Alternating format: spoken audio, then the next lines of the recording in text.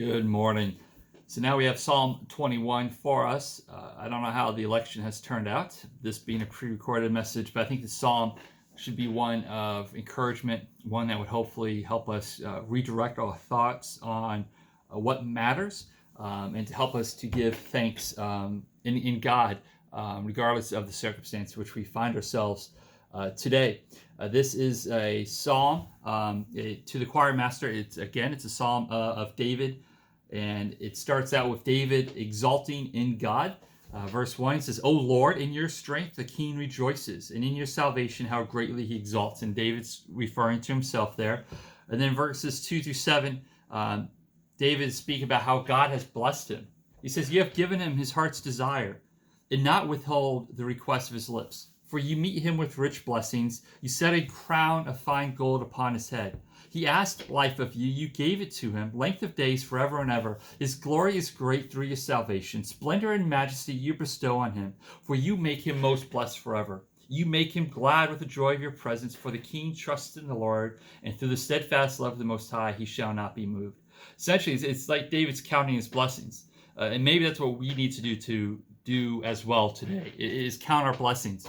Regardless of how the election turned out, let us count our blessings. Let us give thanks to God for what he has done for us, how he has been faithful in us. And we have to remember, our blessings are not solely to be thought of in regard to material blessings, but the blessings that God has given us for eternity, the blessings that he's given us that are spiritual, the deep ones, the ones that matter. And if we have physical blessings, yes, let us be grateful for those as well.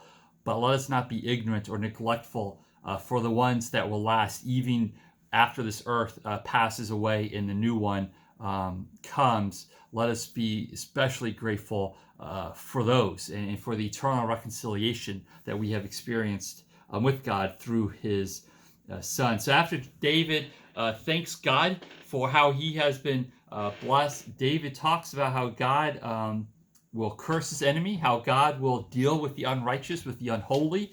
And I think we need to find peace in this too, that regardless of who is to be president, regardless of how things shake out, God's justice will not be ignored. God will, he will vindicate his holiness. He will defend the oppressed. He will rise up in defense of his holy name.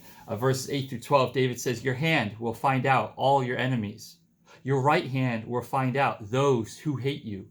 You will make them as a blazing oven when you appear. The Lord will swallow them up in his wrath, and fire will consume them. You will destroy their descendants from the earth and their offspring from among the children of man. Though they plan evil against you, though they devise mischief, they will not succeed, for you will put them to flight. You will aim at their faces with your bows." A lot of evil in the world today, a lot of unjust, unholy actions by the government, current and the government to be. But we know that God will hold them to account. And we as a church, let us not despair. Let us just be encouraged. Let's continue to be faithful in our own personal walk as individuals as well as churches. Let us do our part. In the things that we can't control, we'll just leave that to God.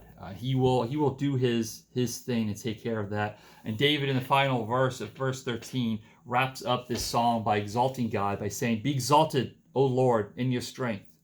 We will sing and praise your power." So come this Sunday when we gather as a church, regardless of how this week has gone, let us continue to sing. Let us continue to praise the work of God, the holiness of God, the might of God. And let us do that with our own lives as well as we go forth today and the days that follow. I hope this is a blessing for you. God bless, and I'll have Psalm 22 for you tomorrow.